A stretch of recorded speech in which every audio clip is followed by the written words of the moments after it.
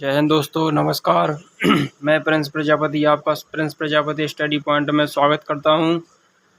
देखिए, मैं लेकर आया हूं मूल विधि का कुछ टॉपिक जो कल शेष रह गया था। आज मैं उसको पूरा कराने जा रहा हूं। जैसे धारा 12 तक हो चुकी थी। धारा 13 कहती है कि ड्राइवर लाइसेंस और लर्नर लाइसेंस का प्रभावी होना, मतलब डीएल और एलएल संपूर्ण भारत में प्रभावी हैं। कैसे? जैसे अगर किसी के पास ड्राइवर लाइसेंस है, वो कहीं भी गाड़ी ले जा रहा हो, जैसे महाराष्ट्र में गाड़ी चला रहा हूँ महाराष्ट्र में गाड़ी चला रहा हूँ और उसके पास उत्तर प्रदेश का ड्राइवर लाइसेंस है, तो वो महाराष्ट्र में मान होगा। यानी कि संपूर्ण भारत के किसी भी हिस्से में वो गाड़ी चला रहा है और अगर यूपी का ड्राइवर लाइसेंस है तो वो मान होगा। इसलिए धारा 14 कहती है, धारा 14 इम्पोर्टेंट है। धारा 14 क्या कहती है कि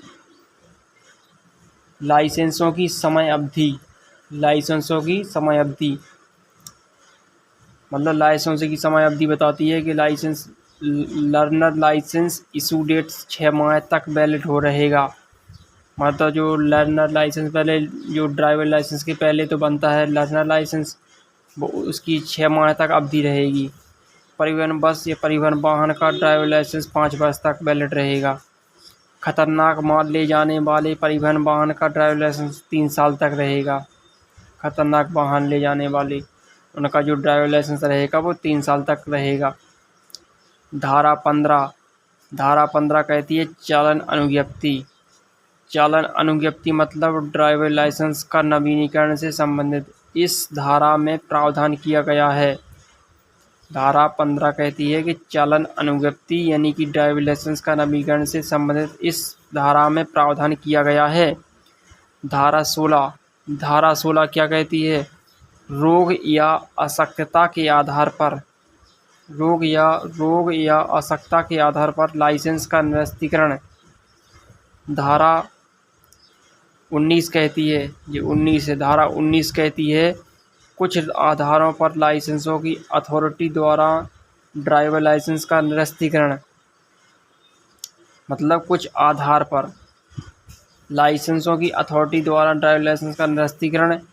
कैसे? अभ्यासिक अपराधी या अभ्यासिक शराबी, अपराधी हो या शराबी हो, उनका लाइसेंस निरस्तीकरण। संज्ञेय अपराध यानी कि कॉग्निजेबल ऑफेंस में मोटर व्हीकल का प्रयोग, यदि ड्रग्स लेता है तब भी लाइसेंस निरस्तीकरण। खतरनाक तरीके से वाहन चलाता है तब भी ड्राइवर लाइसेंस निरस्तीकरण। गलत तरीके से ड्राइवर लाइसेंस प्राप्त किया तब भी ड्राइवर लाइसेंस निरस्तीकरण। बिना पेरेंट्स की देखभाल के 18 साल से कम व्यक्ति वाहन नहीं चलाता। 18 साल से कम का व्यक्ति वाहन नहीं चलाता। धारा 20 कहती है न्यायालय द्वारा ड्राइवर लाइसेंस को अयोग्य ठहरा देना। धारा 20 क्या कहती है कि न्यायालय द्वारा ड्राइवर लाइसेंस को अयोग्य ठहरा देना। धारा 21 क्या कहती है? ड्राइवर लाइसेंस का यानी कि ड्राइवर लाइसेंस का निरस्तीकरण यानी कि सस्पेंशन। इसका कारण क्या है? जिनसे ड्राइवर लाइसेंस सस्पेंड हो सकता है, एक या अधिक व्यक्तियों की आयु, एक या एक से अधिक व्यक्तियों को गंभीर चोट। यदि कोई केस चल रहा है तो दोष मुक्ति तक यानी कि बाइज्जती बरी की जाएगी। अगला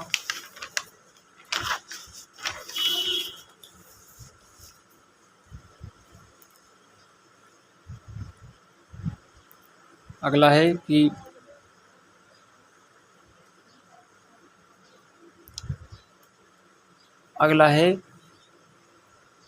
धारा 6 माह तक सस्पेंड। धारा 25 के ए में कहा गया है कि राष्ट्रीय ड्राइविंग लाइसेंस का राष्ट्रीय रजिस्टर जिसके पास रहता है केंद्रीय सरकार के पास। किसके पास रहता है? केंद्रीय सरकार के पास। क्या रहता है, ड्राइविंग लाइसेंस का राष्ट्रीय रजिस्ट्री। धारा 26 कहती है, धारा 26 कहती है कि राज्य सरकार द्वारा ड्राइविंग लाइसेंस का रजिस्टर रखा जाना। राज्य सरकार का ड्राइवर लाइसेंस का रजिस्टर रखा जाना। राज्य सरकार को डीएल का ब्यौरा अपने पास रखती है। राज्य सरकार ड्राइवर लाइसेंस का ब्यौरा अपने पास रखती है। धारा 27 केंद्र सरकार की नियम बनाने की शक्ति। केंद्र सरकार की नियम बनाने की शक्ति। धारा 28 राज्य सरकार की नियम बनाने की शक्ति। राज्य सरकार की नियम बनाने की शक्ति धारा 28 में है। धारा 29 में परिचालक अनुज्ञप्ति की आवश्यकता। परिचालक अनुज्ञप्ति की आवश्यकता। कोई भी व्यक्ति बिना कंडक्टर लाइसेंस के कंडक्टर का कार्य नहीं करेगा। यानी कि धारा 29 कहती है कि यदि कोई व्यक्ति के पास लाइसेंस नहीं है तो वो बिना कंडक्टर का कार्य नहीं करेगा। धारा 39 वाहन के रजिस्ट्रीकरण की आवश्यकता। वाहन के रजिस्ट्रीकरण की आवश्यकता। बिना आरसी के रजिस्ट्रेशन के कोई भी व्यक्ति सार्वजनिक स्थान पर वाहन नहीं चलाएगा। दंड का प्रावधान है इसमें। धारा 192 में पहली बार अगर 5,000 रुपये तक का फाइन लग सकता है, और परंतु अगर 2,000 से कम नहीं दिया जाएगा, मतलब मिनिमम 2,000 रुपये तो लिए ही जाएंगे। अगर दूसरी बार बार अपराध कर बिना करता तो आरसी के वाहन दंड इसमें 1 साल तक और 10,000 तक का जुर्माना। अगर दोबारा उसने मतलब ये अपराध किया, परंतु 5,000 से कम नहीं लिया जाएगा। नोट में क्या है, नोट में है कि दोनों में से कोई दंडित या दोनों में से दंडित किया जा सकता है। मतलब दोनों में से कोई भी एक दंडित किया जा सकता है, कभी कभी या तो दोनों भी दंडित किए जा सकते हैं।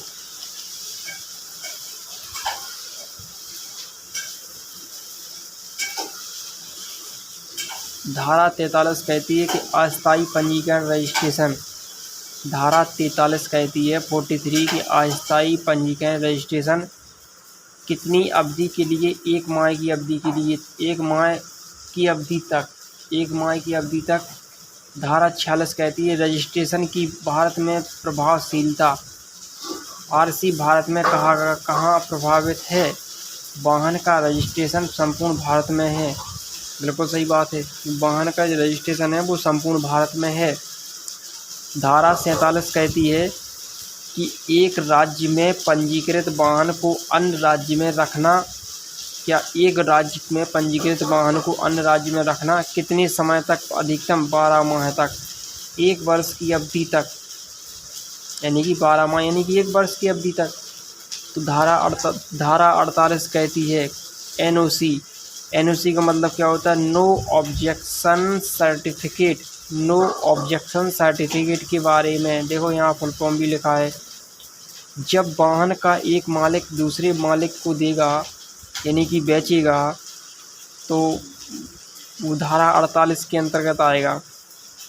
धारा 49 कहती है निवास या कारोबार के स्थान पर परिवर्तन की सूचना के संबंध में। यदि कोई व्यक्ति अपने निवास स्थान या कारोबार के स्थान का परिवर्तन करता है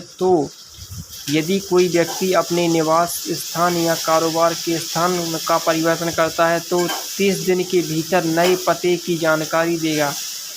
यानी कि 30 दिन के भीतर कितने नए पते की जानकारी देगा, ये इम्पोर्टेंट है, 30 दिन के भीतर देना चाहिए। क्वेश्चन बनेगा कि धारा 49 यानी कोई व्यक्ति अपने निवास स्थान या कारोबार के स्थानों का परिवर्तन करता हो तो वो 30 दिन के भीतर नए पते की जानकारी उसे देना ही अनिवार्य है। धारा 52 मोटरयान में परिवर्तन। धारा 52 कहती है मोटरयान में परिवर्तन मॉडिफिकेशन अवैध है। वाहन में कोई परिवर्तन नहीं किया जाएगा, जो आरसी में परिवर्णित है यह वैसा ही वाहन रखा जाएगा, जो मतलब आरसी में वर्णित है वैसा ही रखा जाएगा। जैसे बुलेट आती है, कोई व्यक्ति बुलेट का साइलेंसर भी चेंज करवा लेता है, उस पर कलर करवा लेता है कोई भी गाड़ी पे, लेकिन वो कुछ नहीं, जो कंपनी गाड़ी देती है सेम वही रखना चाहिए, नहीं तो उस पर जुर्माना, उसका चालान भी कट सकता है। धारा मतलब उस गाड़ी को मॉडिफिकेशन नहीं करवाना चाहिए, उसको अवैध है। वो किस में बताया गया है, जैसे किसी गाड़ी पे कलर प्रिंट या किसी का साइलेंसर चेंज, मतलब देखते नहीं हो किसी गाड़ी का, मतलब छोटी छोटी गाड़ी में भी साइलेंसर ख़तरनाक लगवाए रहते हैं, तो मतलब उस पर कोई मॉडिफिकेशन नहीं करवाना चाहिए। जैसे अगर मॉडिफिकेशन करवा दिया तो उस पर धारा 52 के तहत इस पर जुर्माना लग सकता है। धारा 53 रजिस्ट्रेशन का निलंबन, कुछ कुछ समय के लिए प्रयोग न कर पाना, किसी वाहन का रजिस्ट्रेशन निलंबित किया जा सकता है, हाँ, यदि पब्लिक प्लेस में खतरनाक तरीके से वाहन चलाना, यदि पब्लिक प्लेस में खतरनाक तरीके से वाहन चलाना, बिना परमिशन के वाहन को किराए या भाड़े पर चलाना, बिना बिना परमिशन के। नेक्स्ट,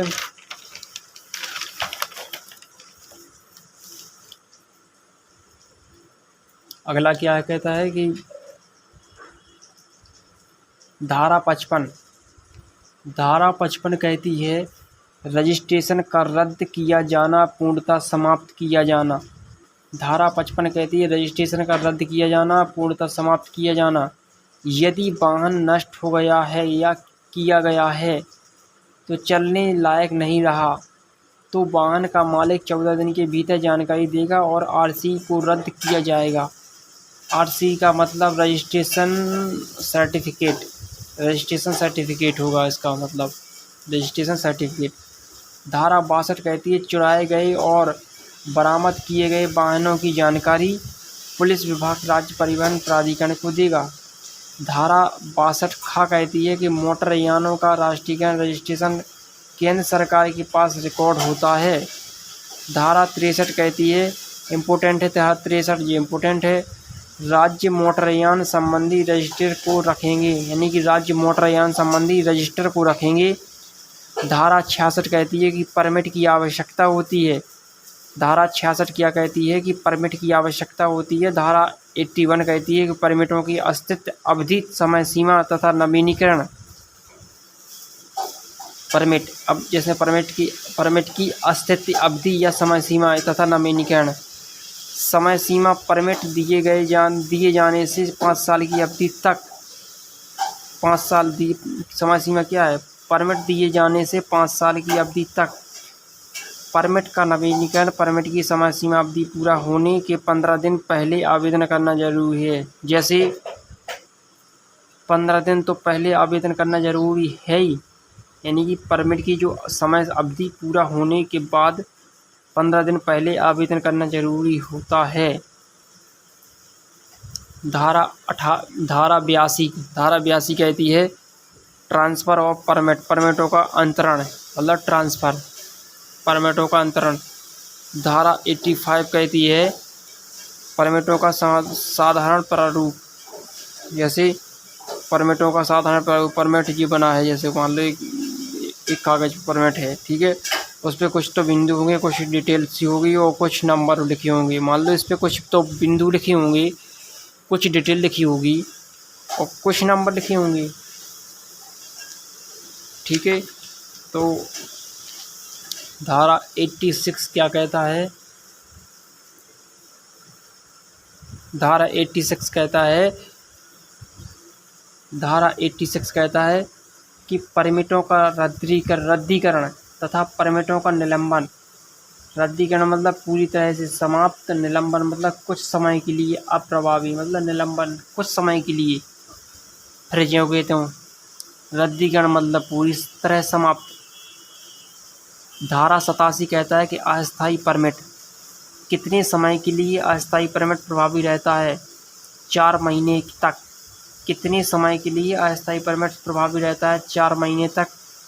धारा 94 कहता है सिविल कोर्ट, यानी कि सिविल कोर्ट परमिटों के मामले में सुनवाई नहीं करेंगे और नहीं आदेश देंगे, यानी कि सिविल कोर्ट परमिटों के मामले में ना तो सुनवाई करेंगे ना तो आदेश देंगे। परमिटों से संबंधित मामलों की सुनवाई केवल विशिष्ट प्राधिकरण ही कर पाएंगे। परमिटों से संबंधित मामलों की सुनवाई केवल विशिष्ट प्राधिकरण ही कर पाएंगे। विशिष्ट प्राधिकरण। अध्याय 8 यातायात नियंत्रण धारा 112 कहता है कि गति सीमा सार्वजनिक स्थान पर कोई भी व्यक्ति ना तो मैक्सिमम लिमिट से तेज नहीं चलाएगा और ना ही मिनिमम स्पीड लिमिट से कम चलाएगा। मतलब धारा 112 कहता है गति सीमा सार्वजनिक स्थान पर कोई भी व्यक्ति ना तो मैक्सिमम लिमिट से तेज नहीं चलाएगा और ना ही मिनिमम स्पीड से लिमिट से कम चलाएगा। स्पीड लिमिट के नियमों का उल्लंघन करने पर दंड का 183 में कहा गया। दंड जुर्माना 2000 तक, कम से कम 1000 तक, मतलब कम से कम तो 1000 रुपये लगेंगे। LMV लॉन्च मोटर व्हीकल से अलग वाहनों के लिए फाइन 4000 रुपये और 2000 से कम नहीं होगा। धारा 113 कहती है भार की सीमाएं का उल्लंघन यानी कि लोड लिमिट। कोई भी व्यक्ति परमिशन से अधिक लोड वाहन नहीं ले जा भरेगा। जैसे ये वाहन बना है, अगर इस वाहन ने मान लो ये भरा माल पूरा, ये वाहन ही तक भरा है, वाहन के ऊपर तक माल नहीं भरा, वाहन ही तक भरा है, तो इसका मतलब 10 क्विंटल परमिशन है, वो 10 क्विंटल भरा है इस पर, ठीक है, तो ले जा सकता है। लेकिन अगर वो 20 क्विंटल से अधिक, वो 20 क्विंटल ऊपर रखा है माल, मान लो 20 क्विंटल ऊपर रखा है, तो दंड 194 में दंड का प्रावधान है और जुर्माना 20,000 रुपये है और प्लस 2000 प्रति क्विंटल। जैसे उसने एक्स्ट्रा मान लो ये पूरा भार परमिशन तो है 10 क्विंटल की, लेकिन वो 20 क्विंटल ले जा रहा हो, जब वो 20 क्विंटल ले जा रहा हो 10 क्विंटल ज़्यादा हो गए, 10 क्विंटल ज़्यादा हो तो 1 क्विंटल पे 2000 रुपये लगे, 10 क्विंटल पे कितने लेंगे, वो 1 क्विंटल पे 2000, तो 10 क्विंटल पे 20,000 रुपये लगेंगे, तो 20,000 तो ये भार की लगेंगी और 20,000 रुपये जुर्माना लगेगा, तो 40,000 रुपये लगेंगी।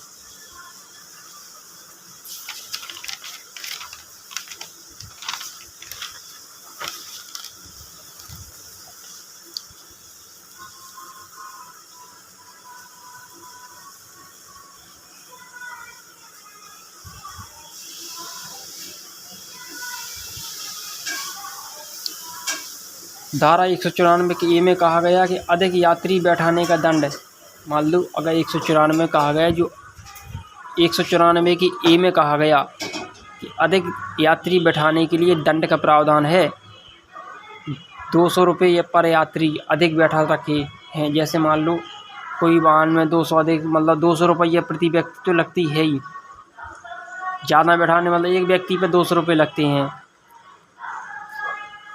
10 यात्री परमिशन बैठा रखे 30, मान लो 10 यात्री की परमिशन है और बैठा रखे हैं 30, जुर्माना 20 × 2 से यानी कि 4000 रुपये। धारा 144 कहता है यान वाहन तुलवाने की शक्ति राज्य सरकार द्वारा नियुक्त मोटर वाहन विभाग का अधिकारी, यदि अधिकारी के आदेश पर यान तुलवाने से मना करता है दंड धारा 194 40,000 रुपये का जुर्माना लगेगा। धारा 116 कहता है यातायात चिन्ह लगाने की शक्ति राज्य सरकार लगाएगी या राज्य सरकार द्वारा प्राधिकरण व्यक्ति अधिकारी। धारा 119 कहता है कि यातायात चिन्हों का पालन करना प्रत्येक चालक का कर्तव्य होगा। यातायात चिन्हों का पालन करना प्रत्येक चालक का कर्तव्य होगा। धारा 124 कहता है पास या टिकट के बिना यात्री करने की मनाही, कोई व्यक्ति पास या टिकट के बिना यात्रा नहीं करेगा। दंड धारा 178 500 का जुर्माना ही लग जी पे। तो अगला वीडियो, नेक्स्ट वीडियो कल आएगा, जो अभी इसका जो शेष टॉपिक बचा है, अभी ये गाड़ी कचरे वाली गाड़ी हल्ला कर रही है, तो अगला वीडियो कल बनाएंगे हम। धन्यवाद दोस्तों।